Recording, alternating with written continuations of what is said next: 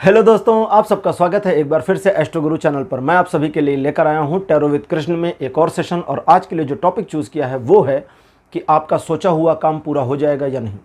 कोई भी काम जो आप सोच रहे हैं या सोचेंगे, या अभी इस वीडियो को रोक करके सोच लीजिए और वो काम आपका होगा या नहीं होगा, इसी के विषय पर आज की पूरी टैरो रीडिंग बेस्ड है। आज की इस टैरो रीडिंग के लिए मैंने 3 पाइल्स बनाई हैं। तीनों पाइल्स के सिंबॉलिक आपकी स्क्रीन पर अब एक साथ दिखाए जा रहे हैं।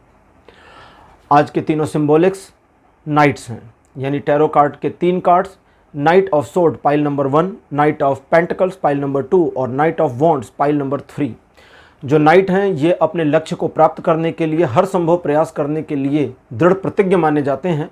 इसी वजह से इन नाइट्स को आज मैंने पाइल्स के सिंबॉलिक के रूप में लिया है, जो आपकी स्क्रीन पर है। तो जो नाइट आपको ज़्यादा अच्छा लगता है, जो एक फील देता है या अट्रैक्ट कर रहा है, उसे अपनी पाइल मान लीजिए और उसी के अकॉर्डिंग आज की रीडिंग को देखिए। ये आपके साथ रेजोनेट करेगी। मैं आपको बता दूं कि ये जनरल रीडिंग है और टाइमलेस रीडिंग है, तो जब से आप इसको देख रहे हैं ये वहीं से आपके साथ रेजोनेट करना शुरू कर देगी। और हर एक पाइल के लिए टाइम स्टैम्प्स को डिस्क्रिप्शन और कमेंट सेक्शन दोनों जगह पर पोस्ट कर दिया गया है। अपनी पाइल की रीडिंग को देखने के लिए आप टाइम स्टैम्प पर क्लिक करेंगे तो वीडियो फास्ट फॉरवर्ड हो जाएगा और आप डायरेक्टली अपनी पाइल की रीडिंग पर पहुँच जाएंगे।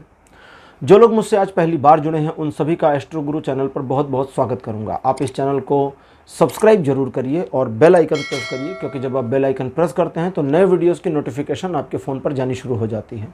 और मेरे पुराने व्यूवर्स और सब्सक्राइबर्स, आप सभी के सहयोग और प्यार के लिए बहुत बहुत आभार। आगे बढ़ने से पहले आपको एक बार बता दूं कि मैं एक प्रोफेशनल टैरो रीडर हूं। तो आपकी स्क्रीन पर ये जो नंबर आ रहा है इस पर आप कांटेक्ट कर सकते हैं। अगर आपको अपने लिए एक पर्सनल रीडिंग सेशन चाहिए, तो मैं एक प्रोफेशनल एस्ट्रोलॉजर हूं। तो अगर आप अपनी कुंडली मुझे दिखाना चाहते हैं तो इसी नंबर पर व्हाट्सअप मैसेज करिए। मैसेज के थ्रू सारी इन्फॉर्मेशन मेरी टीम मेंबर आपको प्रोवाइड करेगी और आपकी हेल्प करेगी मेरे साथ आपके सेशन को या आपके अपॉइंटमेंट को बुक करने के लिए। तो चलिए देर नहीं करते हैं, आज की रीडिंग को शुरू करते हैं और आपकी पाइल में मिलते हैं।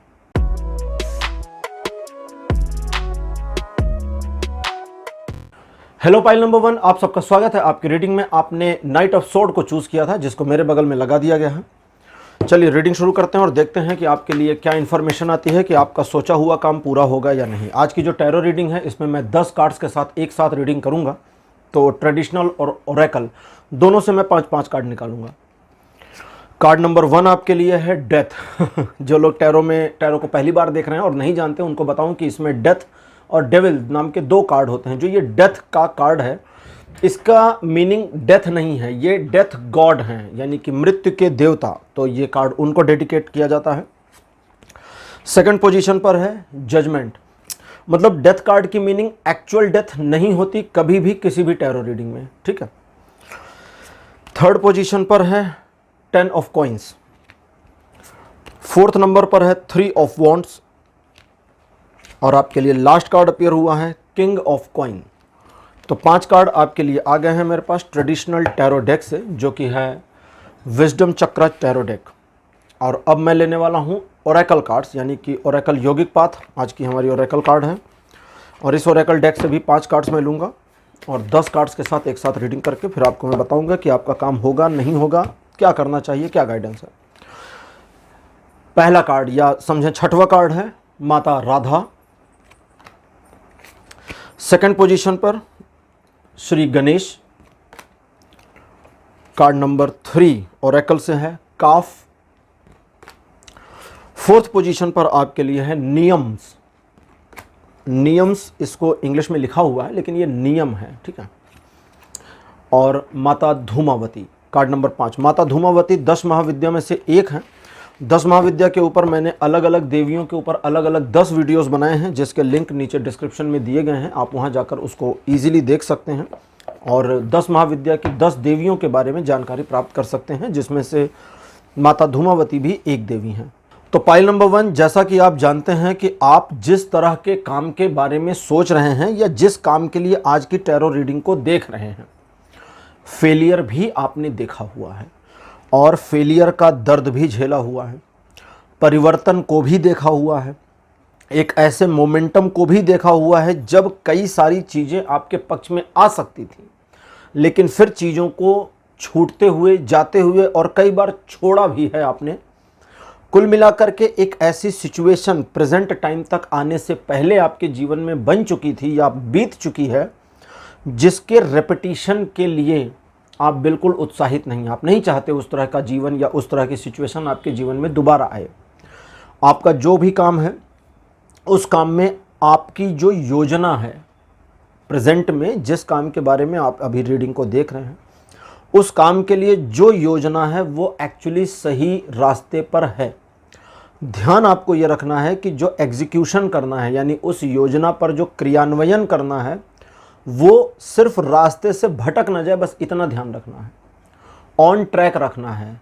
आपकी योजना ट्रेन की पटरी है और आप अपने क्रियान्वयन को ट्रेन समझे और उसी पटरी पर दौड़ा दें, इधर उधर नहीं करना, आपका काम कंप्लीटली 100% हो जाएगा।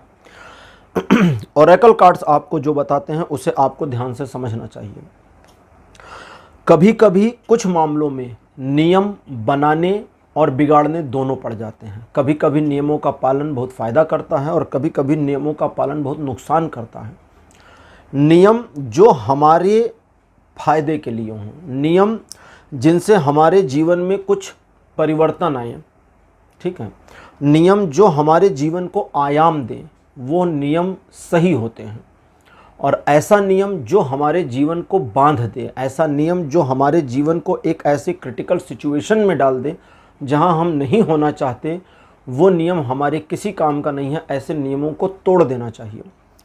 तो आपको अपने आप में जो एक हेजिटेशन फीलिंग आ जाती है कभी कभी, अब उस फीलिंग की हम बात कर लें। लॉर्ड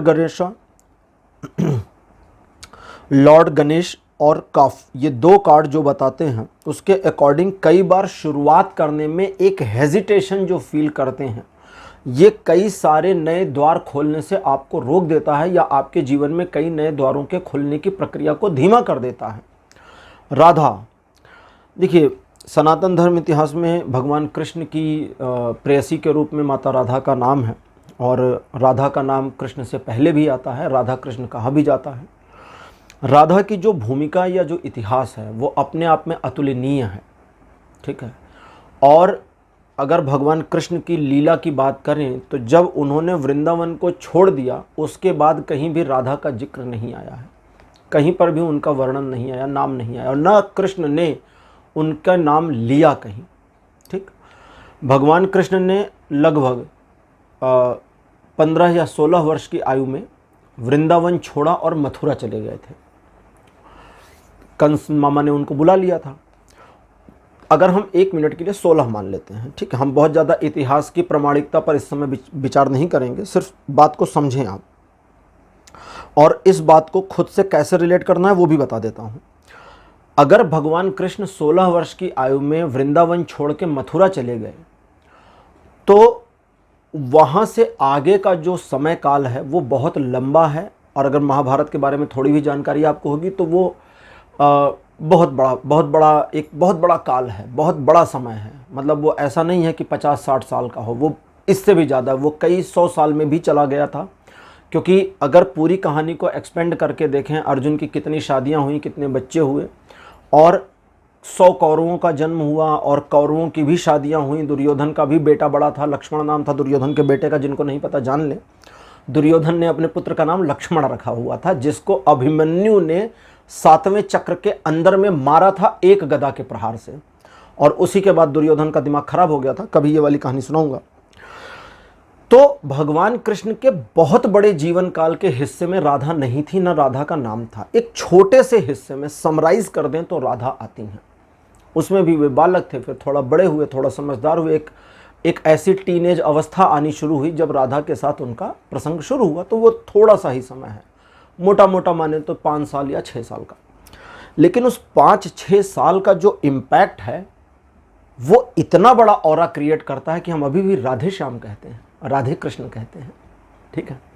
अलग नहीं करते हम, उनको अलग करते ही नहीं, उनको अलग मानते ही नहीं। बहुत सारे लोग भारत में अभी भी ऐसे हैं जिनको राधा का नाम तो पता है, लेकिन रुक्मणी, सत्यभामा और जामवंती का नाम नहीं पता। ये तीनों कृष्ण की पत्नियां थी, पटरानियां थी। तो राधा का जो यहाँ अपीयरेंस आपके लिए हुआ है वो ये है कि आपके जीवन में जिस भी काम के प्रति आपने आज की रीडिंग के बारे में सोचा है, हो सकता है इस काम का आपके जीवन पर एक छोटा सा असर हो प्रेजेंट में या रिसेंट फ्यूचर में, लेकिन ये आपके पूरे जीवन काल पर एक अमिट छाप छोड़ने वाला है, इस बात को ध्यान रखिएगा। क्योंकि इस काम के बाद, इस काम की काम तो कंप्लीट हो ही जाएगा, इस काम के कंप्लीशन के बाद, कंप्लीट होने के बाद के जो आयाम बनेंगे, जो ऑरा बनेगा, जो आपकी लाइफ का अलग एस्पेक्ट शुरू हो जाएगा, वो एक ऐसी दिशा में आपको मोड़ता है जहां सफलता आपका इंतजार करती मिलती है। लेकिन गलतियां भी होती हैं। अब उन गलतियों को समझें, क्या कर सकते हैं। एग्रेशन और झुंझलाहट में लिया गया निर्णय आपका दुश्मन है, इस चीज़ को ध्यान रखिएगा। अगर झुंझलाहट आती है, ठीक, तो अपने आप को उस डिसीजन से रोक लेना है। ज़्यादातर मामलों में कोशिश किया करिए, अब ये आपको एक अदरवाइज मैं सजेशन दे रहा हूँ, कोशिश किया करिए कि जब डिसीजन की बात आए ना, तो राजा की तरह जवाब दिया करिए कि ठीक है, हमने आपकी बात सुन ली है, हम सोच के बताते हैं। भले 5 मिनट सोच लीजिए, 10 मिनट सोच लीजिए, मिनिमम टाइम है ना कि अभी तुरंत डिसाइड करिए, ठीक है गिव मी 5 मिनट, मैं आपको सोच के बताता हूँ। 5 मिनट में तो कोई तूफान आ नहीं जाएगा, 5 मिनट।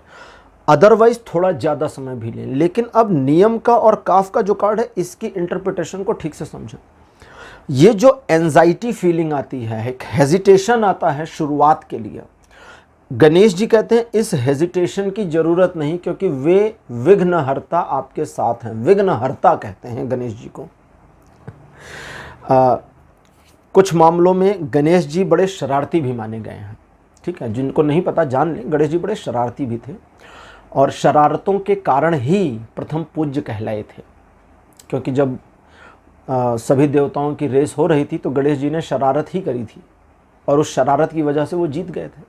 एक तरह से बालपन की शरारत थी, लेकिन उसी ने विजयी कर दिया। और एक और बार कार्तिकेय को हरा दिया था ब्रह्मांड की परिक्रमा करने में भी, शरारत करके ही।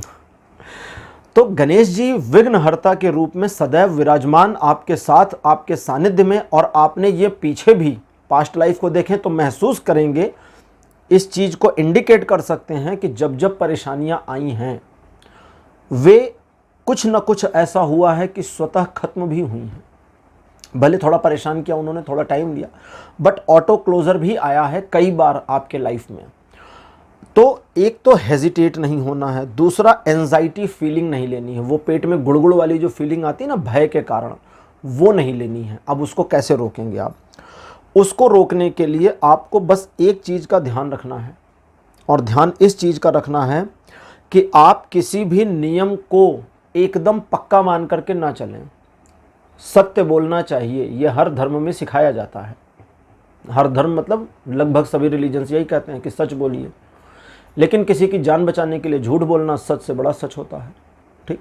अहिंसा परमो धर्म, अहिंसा परम धर्म होता है, लेकिन धर्म हिंसा तथैव वचा, धर्म की रक्षा के लिए हिंसा जायज़ है। लेकिन धर्म क्या है? धर्म एक कोई थॉट नहीं है, धर्म किसी किताब में लिखी हुई कोई नियम नहीं है, समझिए ना। सूर्य का धर्म है प्रकाश फैलाना, सूर्य अपने धर्म का पालन करता है। चंद्रमा का धर्म है शीतलता देना, तो शीतलता देता है। हवा का धर्म है बहना, तो बहती है। पानी का धर्म है आपकी प्यास बुझाना, शीतलता देना, जमीन को उपजाऊ बना देना, वो भी करता है। जब वो अपने धर्म से विमुख हो जाए तो विनाश होता है। बाढ़, सुनामी, ये सब तबाही लाते हैं। क्यों? क्योंकि जल अपने धर्म का पालन नहीं कर रहा उस पॉइंट पर, तो विनाश की प्रक्रिया शुरू होती है। तो कुल मिलाकर के आपको नियमों के साथ में जो भी, जैसे कभी कभी होता है ना, आप अपने लिए क्राइटेरिया रूल बना लेते हैं कि इतना, इसके आगे नहीं, न इधर न उधर, न दाएं न बाएं। ठीक है, आपने रूल बना लिया, लेकिन सिचुएशन फ्यूचर में ऐसी आएगी आपका काम होने के बाद में, जब आपको अपने नियमों को तोड़ने की प्रक्रिया में आगे आना होगा। और धूमावती माता की ओर से एक चीज़ है आपके लिए कि आप सिर्फ झुंझलाहट में आकर के और ये दिखाने के लिए कि आप भी कुछ हैं और कुछ कर सकते हैं, और आपने जो कदम उठाने का निश्चय पीछे लिया था उससे विमुख नहीं हो सकते। इसलिए आप किसी काम को करेंगे जो आपको ही नुकसान पहुंचाए, तो ये आपकी सिर्फ बेवकूफ़ी होगी और कुछ नहीं होगी। तो इस बेवकूफ़ी से वो कहती हैं बचने की ज़रूरत है। ध्यान ये भी देना है कि वो चीज़ें जो क्लोज हो चुकी हैं उनके रेपिटिशन की संभावना नहीं है, ना उम्मीद करें। ठीक, यही इन्फॉर्मेशन मेरा डेथ का कार्ड देता है और यही इन्फॉर्मेशन माता राधा का कार्ड देता है। राधा जब कृष्ण के जीवन से गई, चैप्टर क्लोज हो गया, तो वो चैप्टर फिर पूरे महाभारत या भगवान कृष्ण के लीला में कहीं खुला नहीं, फिर वो ख़त्म हो गया, फिर आगे चले गए। ठीक है, तो इस चीज़ को समझें। अब रही आपके काम की बात, तो मैंने बता दिया है कि आपकी योजना सही है, योजना पर एज इट इज़ काम करेंगे तो आपका काम कंप्लीट हो जाएगा। कुछ मामलों में आपका काम 3 महीने से लेकर 3 साल के पीरियड के भीतर में होगा। ये 3 महीने से 3 साल का जो पीरियड बता रहा हूँ, ये डिपेंडेंसी है आपके काम के वजन की, हैवी वेट कितना है। हल्का है तो 3 महीने में, भारी है तो उससे फिर समय ज़्यादा लगता जाएगा, और बहुत भारी काम है अगर तो 3 साल का मैक्सिमम टाइमलाइन है, और इससे अधिक नहीं लगना चाहिए। इससे अधिक अगर लग जाता है तो 10 ऑफ द कॉइंस और जजमेंट का कार्ड है, जिनकी इन्फॉर्मेशन के अकॉर्डिंग अगर 3 साल से अधिक का समय आपके काम में लगता है, दैट मीन्स कि आपके एग्जीक्यूशन में कमी है, आप गलती पर हैं और आपने सही ढंग से ऑपरेट नहीं किया। तो 3 साल मैक्सिमम टाइम है, मिनिमम टाइम है 3 महीने का। तो फाइल नंबर 1 आपके लिए ये रीडिंग यहीं पर क्लोज करता हूँ।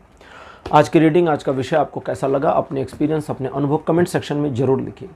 इस वीडियो को लाइक करिए, शेयर करिए और चैनल को सब्सक्राइब करना मत भूलिएगा। अगले वीडियो में आपसे फिर मिलूँगा। Bye bye.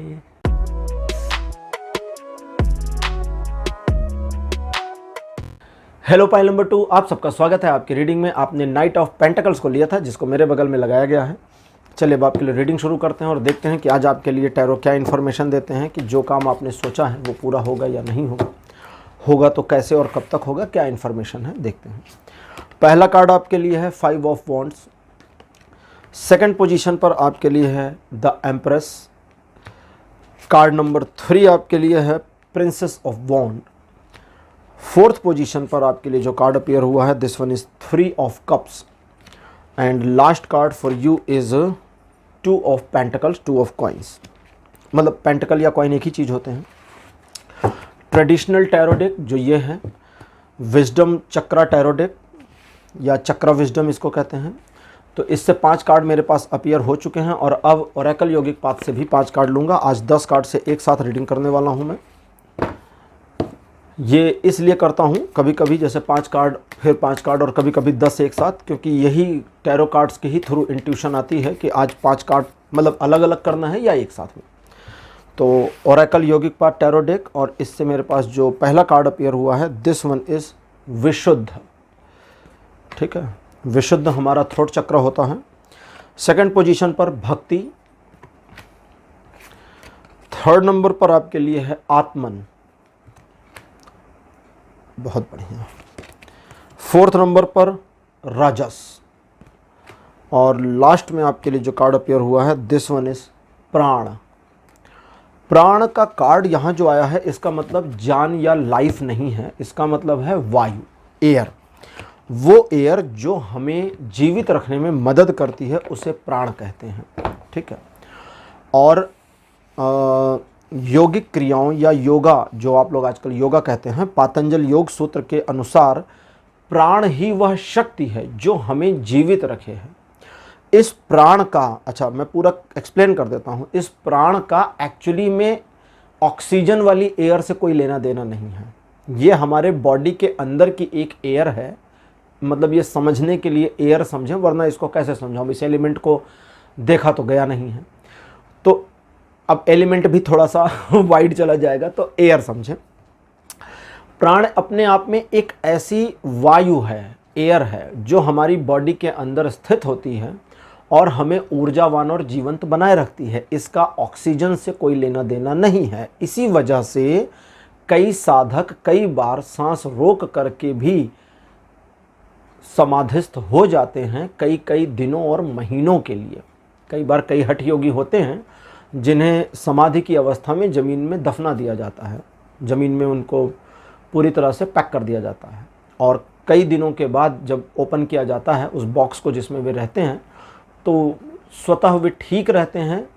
थोड़ा सा उनकी हार्ट बीट वगैरह डाउन मिलती है, लेकिन जीवित होते हैं। उसका रीज़न है कि इस प्राण को, ये जो शरीर के अंदर की प्राण वायु है, इसे किस मात्रा में कैसे इस्तेमाल करना है वो सीख जाते हैं। तो ये बहुत बड़ी चीज़ है। चलिए, अब मेरे पास जो इन्फॉर्मेशन आ रही है, अकॉर्डिंग टू दैट आप अपने काम को लेके काफ़ी ज़्यादा पैशनेट हैं, आश्वस्त हैं, और ये हो जाएगा, जल्दी ही हो जाएगा। इस बात को लेके पूरी तरह से आश्वस्त तो नहीं कहूँगा, होने को लेकर के, लेकिन इस चीज़ के लिए काफ़ी ज़्यादा पैशनेट हैं कि आपके काम में कोई अड़चन नहीं आने वाली इन फ्यूचर। लेकिन एक अड़चन आ सकती है, उससे आपको अपने आप को बचाना होगा, और वह है डिस्ट्रैक्शन।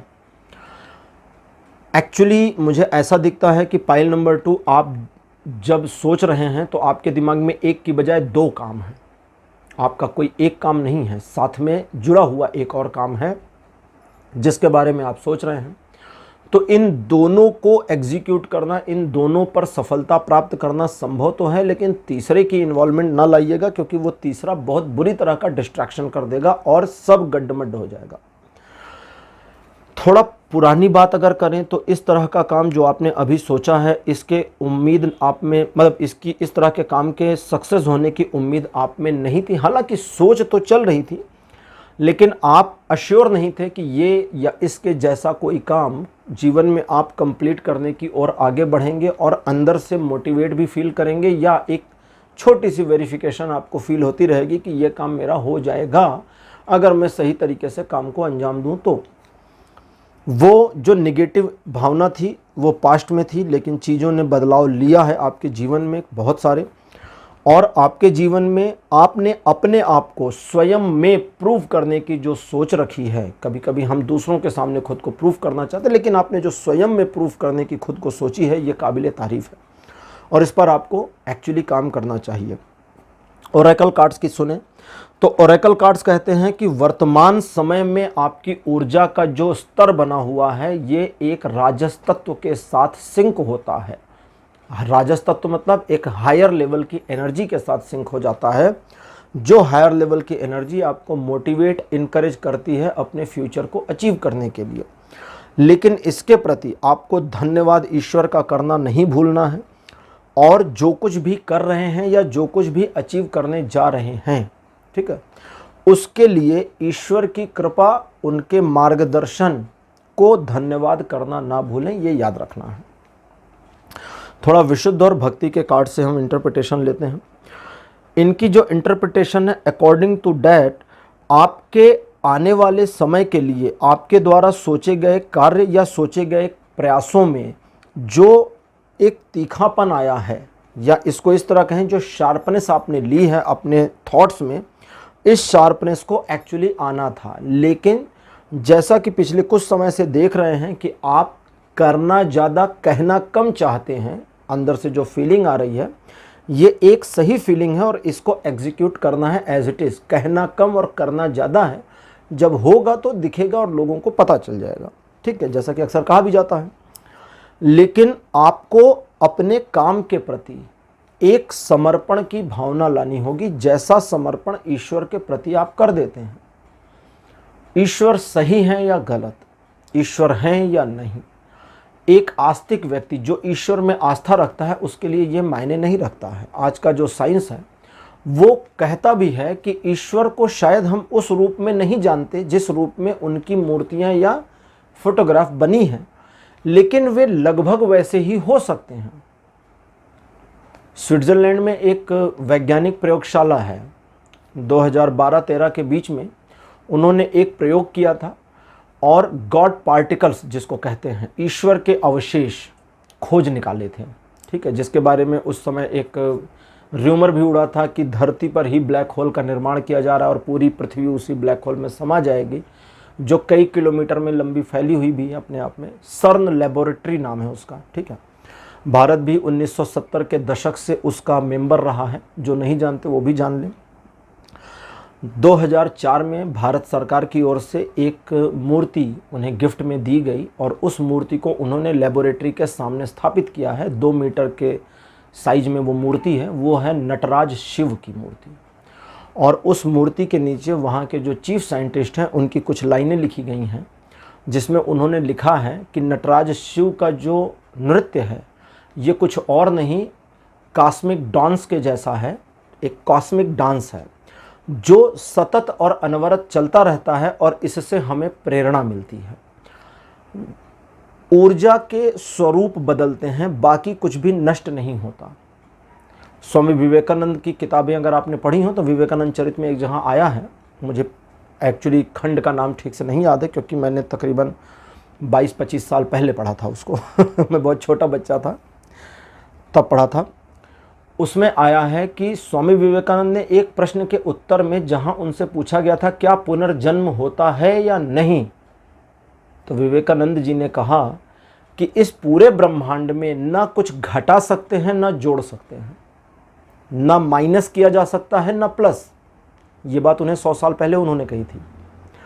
और चूंकि ना हम कुछ माइनस कर सकते हैं ना प्लस कर सकते हैं, ना रिड्यूस कर सकते हैं ना ऐड कर सकते हैं, इस वजह से पुनर्जन्म का सिद्धांत प्रूफ हो जाता है।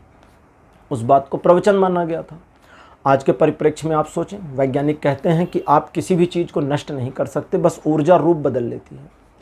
इस रूप से दूसरे रूप में चली गई, दूसरे रूप से तीसरे में चली गई, लेकिन ऊर्जा है वही, खत्म नहीं होगी। और यही बात विवेकानंद जी ने कही थी। न कुछ घटा सकते हैं न जोड़ सकते हैं। किसी का जन्म होना, किसी का भी, इंसान का, जानवर का, किसी का भी, ब्रह्मांड में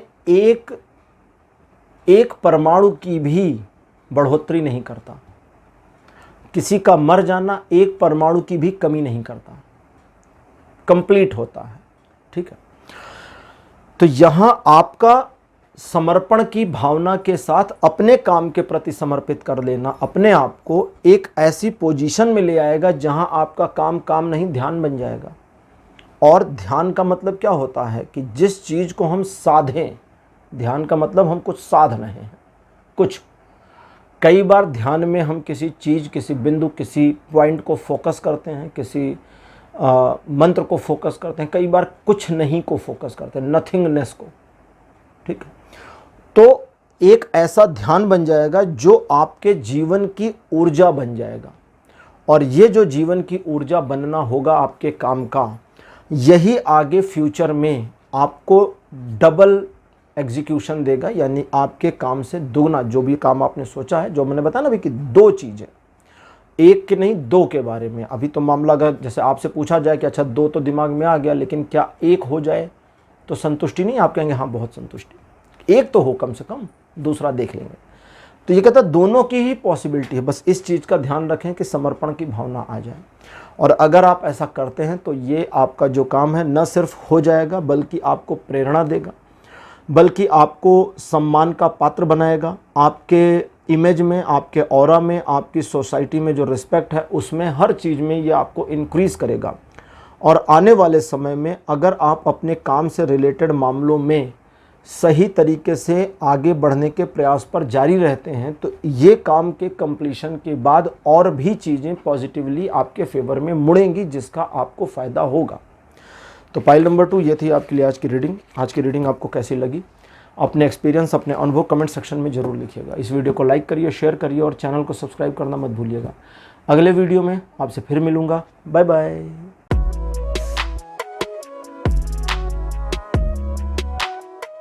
हेलो पाइल नंबर 3, आप सबका स्वागत है आपकी रीडिंग में। आपने नाइट ऑफ वॉन्ड्स को चूज़ किया था। चलिए अब आपके लिए रीडिंग शुरू करते हैं और देखते हैं कि आपके लिए क्या आता है। आपका जो भी काम आपने सोचा है वो पूरा होगा या नहीं, और अगर होगा तो क्या गाइडेंस आपके लिए है। पहला कार्ड आपके लिए है डेविल। सेकंड पोजीशन पर आपके लिए है 7 ऑफ कॉइंस। कार्ड नंबर 3 आपके लिए है 10 ऑफ स्वॉर्ड। फोर्थ पोजीशन पर आपके लिए द हैंग्ड मैन। और लास्ट कार्ड आपके लिए है 5 ऑफ स्वॉर्ड। बढ़िया, काफ़ी नेगेटिव कार्ड आपके लिए हैं। ठीक है, अभी बताता हूँ मैं आपको कि क्या क्या इसके मीनिंग है, क्या क्या इंटरप्रिटेशन है। 5 कार्ड ओरेकल योगिक पाथ से निकाल लूँ, क्योंकि आज की रीडिंग मुझे 10 कार्ड से करनी है। ठीक है, ओरेकल योगिक पाथ। पहला कार्ड आपके लिए ओरेकल में जो अपीयर हुआ है, this one is Sahasrara. Second position पर आपके लिए जो कार्ड अपीयर हुआ है, दिस वन इज धर्म। धर्म का मतलब रिलीजन नहीं है, ये मैं आपको बता दूं। यहाँ पर धर्म का मतलब सिर्फ धर्म है। धर्म की मीनिंग मैंने कई बार बताई भी है। धर्म का मतलब होता है जो आपका मतलब जो सही मायने में आपको करना चाहिए वो धर्म है, जो न्याय संगत है, जो करना ही आपकी नियति है वो चीज़ धर्म है।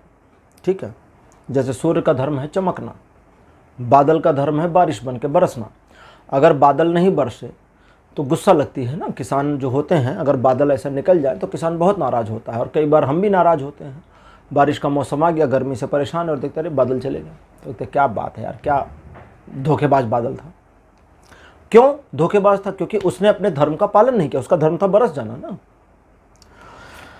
थर्ड पोजीशन पर आपके लिए है समाधि।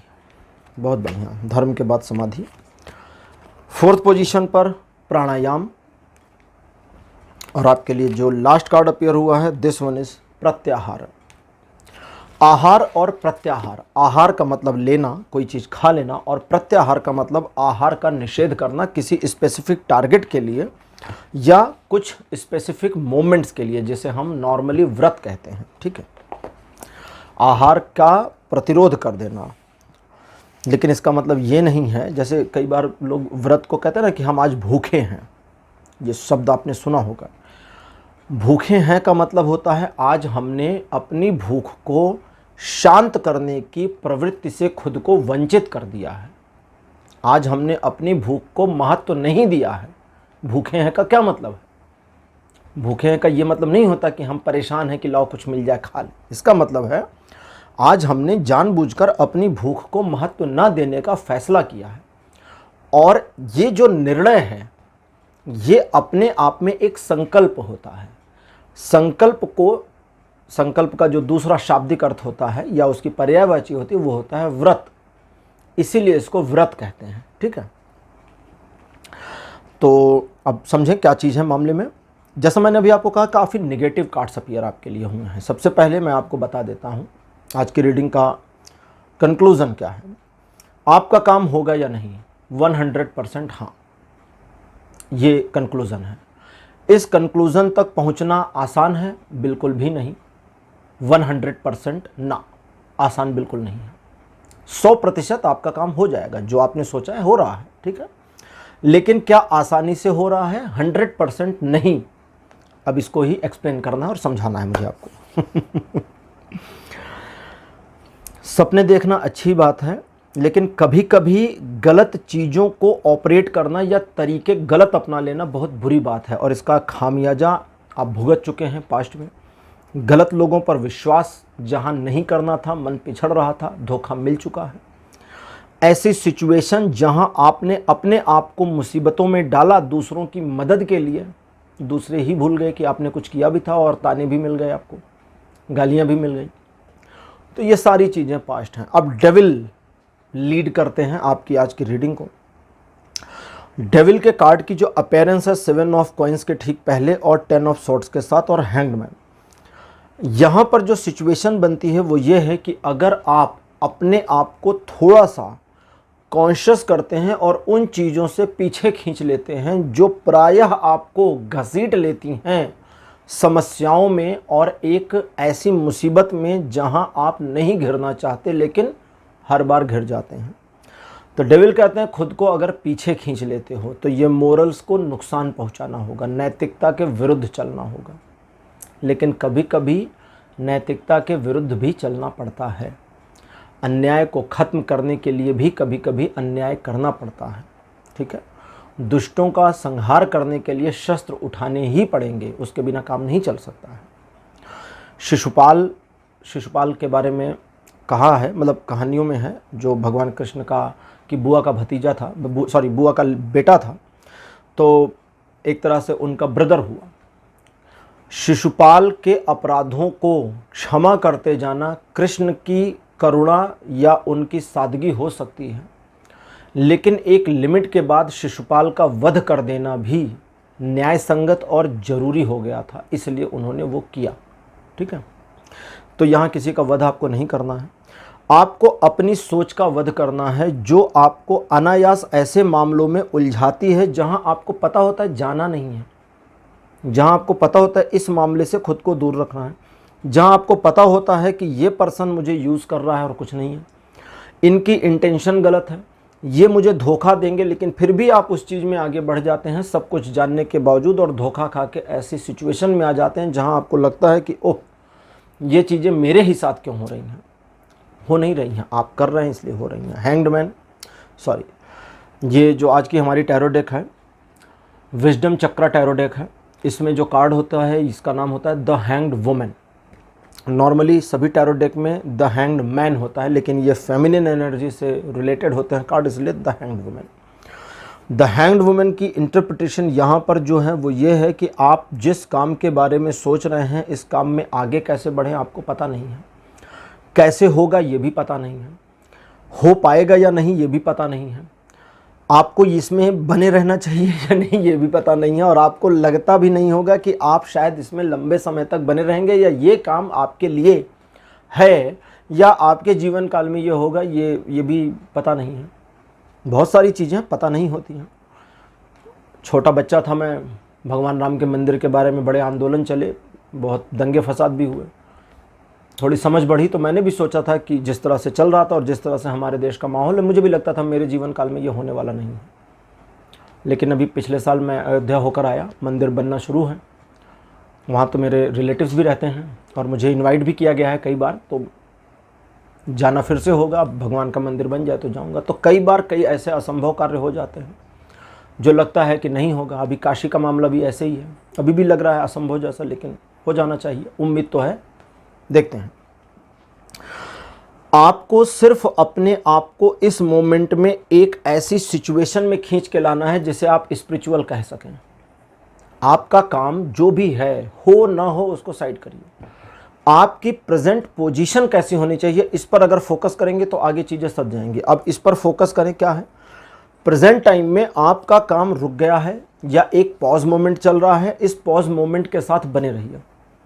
पीछे कदम नहीं हटाना है। 5 ऑफ स्वॉर्ड, ये बड़ा नेगेटिव दिखता है, बुरा देख रहे हैं आप, बुरा सा दिखता है, लेकिन इसकी जो सीधी इंटरप्रिटेशन आपके लिए आ रही है, कहता है पीछे मत हटना, कदम को पीछे हटाना नहीं और तुम्हें हारने देंगे नहीं। इसीलिए मैंने कहा 100% जीतोगे। संभावना कितनी है वो भी 100% है कि नहीं है। उसका रीजन क्या था, डेविल से लेकर के हैंग्ड वुमेन का कार्ड ये भी दिखा रहा है कि निगेटिविटी तो बहुत जोर शोर से है, लेकिन 5 ऑफ स्वॉर्ड्स की जगह अगर यहां पर आज कोई पॉजिटिव कार्ड अपीयर हो, 3 ऑफ कप्स आ जाता है जिसको बड़ा पॉजिटिव कार्ड मानते हैं, 2 ऑफ कप्स बहुत पॉजिटिव कार्ड मानते हैं, व्हील ऑफ फॉर्च्यून भाग्य का चक्र बहुत पॉजिटिव मानते हैं, आपका काम हो ही नहीं सकता था, क्योंकि उनकी जो इंटरप्रिटेशन में बनती बातें वो निगेटिव चली जाती हैं। लेकिन ये 5 ऑफ द स्वॉर्ड, अगर आप टैरो के बारे में जानते हैं तो यही एक अकेला ऐसा कार्ड है जो पॉजिटिव और निगेटिव दोनों मामलों में, सीधे उल्टे दोनों मामलों में निगेटिविटी को ही आगे खींच के रखता है, और वो निगेटिविटी ही इसकी पावर होती है। उस निगेटिविटी के साथ ही एग्जीक्यूट करके ये आगे बढ़ता है और चीज़ों में जीत दिला देता है। भारत में हमारे एक पवित्र त्यौहार मनाया जाता है, एक फेस्टिवल होता है जिसे होली कहते हैं। दिवाली, दशहरा बड़े त्यौहार हैं, भगवान राम के याद में, उनके लिए, उनके सम्मान में हम इनको मनाते हैं। वे भगवान थे, भगवान विष्णु के अवतार मानते हैं, मर्यादा पुरुषोत्तम मानते हैं। एक ऐसा व्यक्ति जो मानव से कहीं ज़्यादा हटकर महामानव की श्रेणी से आते हैं, जिन्हें हम भगवान कहते हैं, उनके लिए हम होली और दिवाली जैसे 2 पवित्र त्यौहार मनाते हैं। दशहरा में, नवरात्रों में हम दुर्गा की पूजा करते हैं। हमारे जितने फेस्टिवल हिंदुओं के हैं ये महान लोगों से जुड़े हैं, धर्म से जुड़े हैं, ईश्वर से जुड़े हैं। कोई भी हमारा फेस्टिवल किसी ऐसे पर्सन से नहीं जुड़ा है जो स्ट्रीम लाइन से हटकर हो, सिवाय 2 फेस्टिवल्स के। एक दक्षिण भारत का ओणम, जिसे दैत्यराज बलि के लिए मनाया जाता है, दैत्यराज बलि दैत्यों के राजा थे, और दूसरा होली जो दैत्यराज प्रहलाद के लिए मनाया जाता है। दैत्यराज क्यों कह रहा हूँ, क्योंकि प्रहलाद की जो कहानी हमने सुनी ना, वो बचपन की ही सुनी है, बस हिरण्यकश्यप का वध हुआ, वहीं तक कहानी खत्म, उसके आगे की नहीं पता। प्रहलाद बड़े हुए, दैत्यों के राजा बन गए थे, बहुत सारे काम उन्होंने किए थे। निगेटिविटी से भी पॉजिटिविटी का जन्म हो सकता है, ठीक है। अब ओरेकल कार्ड्स की बात करते हैं। मेरे पास कार्ड है सहस्रार, धर्म, समाधि, प्राणायाम और प्रत्याहार एक ऐसी सीक्वेंस आपके जीवन में आ सकती है अगर आपने कदम पीछे खींचने से मना कर दिया और गिव अप करने से रोक लिया खुद को कि मैं सरेंडर तो नहीं करूं चाहे जो हो जाए। तो सहस्रार का कार्ड कहता है एक अवलोकन होगा आपके मस्तिष्क की तंतुओं में और आप अपने आप में एक ऐसे मोटिवेशन को फील करेंगे जिसे डाउन और डोमिनेट करना, डिग्रेड करना किसी के बस की नहीं होगी। धर्म का कार्ड कहता है कि यतो धर्मः ततो जयः, जहां धर्म है वहीं विजय है। भारत एक सेकुलर देश है, सभी धर्म बराबर हैं कहते हैं। सुप्रीम कोर्ट की टैगलाइन है यतो धर्मः ततो जयः। आपको यहां यह समझना होगा कि जब एक बार अपने काम के प्रति आसक्त हो करके आगे बढ़ जाएंगे तो वह काम करना और उसके क्रियान्वयन करना ही आपका धर्म है। धर्म है आपका। धर्म का मतलब रिलीजन नहीं है, मैंने पहले भी बताया आपको। रिलीजन बिल्कुल अलग चीज़ होता है। सनातन को हम धर्म कहते हैं, जो हमारा हिंदू धर्म है। अब तो इसका नाम हो गया है, मतलब नाम हो गया मीन्स हमने इसको एक नाम दे दिया है। वेदों में कहीं हिंदू शब्द का इस्तेमाल नहीं है, सनातन शब्द का भी इस्तेमाल नहीं है। चूँकि अब दुनिया भर के धर्म है तो हमने भी इसका नाम दे दिया। ये एक पद्धति है, जीवन जीने की एक प्रोसेसिंग है, ठीक है, जिसमें 4 आश्रम हैं, तो अलग अलग हैं। उसके बारे में कभी अलग से डिटेल में चर्चा करेंगे, अभी बहुत ज़्यादा बड़ा हो जाएगा। तो आपका फिर धर्म है कि आप अपने काम को करने की प्रक्रिया में आगे आएँ। और समाधि का कार्ड कहता है कि तब आप अपने आप में एक ऐसी अनुभूति फील करना शुरू करेंगे जो अनुभूति आपको आपके क्रियान्वयन से संतुष्टि की ओर ले जाएगी, एक सेटिस्फैक्शन देना शुरू करेगी। और जब ये सेटिस्फैक्शन मिलना शुरू हो तो आपको निर्मोही हो जाना है।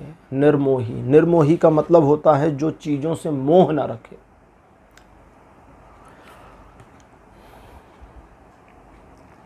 प्रत्याहार ये कहता है कि एक ऐसी सिचुएशन में अपने आप को ले जाना जहां आपके काम के होने की, कंप्लीशन की जो परिणति है, जो कंप्लीट होने का मोमेंट है, वो मोमेंट आपको इतना ज़्यादा एक्साइट ना कर सके कि आपका एक तरह से कहते हैं ना कि भाई खुशी के मारे पागल हो गए, वो वाली सिचुएशन ना आए। आपका काम हो जाए, आपके काम की कंप्लीशन हो जाए और आप सिर्फ मुस्कुराएं कि हाँ भाई अब इसे पूरा कर लिया, हो गया, फाइनली हो गया। एक मुस्कुराहट, जीत की मुस्कुराहट, ठीक है। छोटे छोटे कामों में जो सफलता मिलती है वो हमें बहुत रोमांचित कर देती है, लेकिन किसी बहुत बड़े काम में जब हम सक्सीड हो जाते हैं तो हम एक स्माइल करते हैं। क्यों? क्योंकि वो भीतर के किसी चीज़ को फुलफ़िल कर देती है, अंदर कुछ ठहर जाता है थोड़े से समय के लिए। उस ठहराव की वजह से हम सिर्फ मुस्कुराते हैं, एक्साइट नहीं हो पाते। ये स्पिरिचुअलिटी में अंदर घुस जाता है, मतलब ये एक स्पिरिचुअल लेवल होता है जब वो चीज़ें आपके दिल में गहरे समा जाती हैं, इसलिए वो बाहर नहीं आती। और वो छोटी छोटी चीज़ें अंदर, छोटे छोटे चीज़ों की जो खुशियां हैं वो अंदर नहीं जाती, इस वजह से बाहर सेलिब्रेट ज़्यादा करते हैं, ठीक है। दोनों में बहुत अंतर है, बहुत बड़ा फ़र्क है। तो पाइल नंबर 3 ये थी आपकी आज की रीडिंग। आज की रीडिंग आपको कैसी लगी? अपने एक्सपीरियंस, अपने अनुभव कमेंट सेक्शन में ज़रूर लिखिए। इस वीडियो को लाइक करिए, शेयर करिए और चैनल को सब्सक्राइब करना मत भूलिएगा। अगले वीडियो में आपसे फिर मिलूँगा। Bye bye.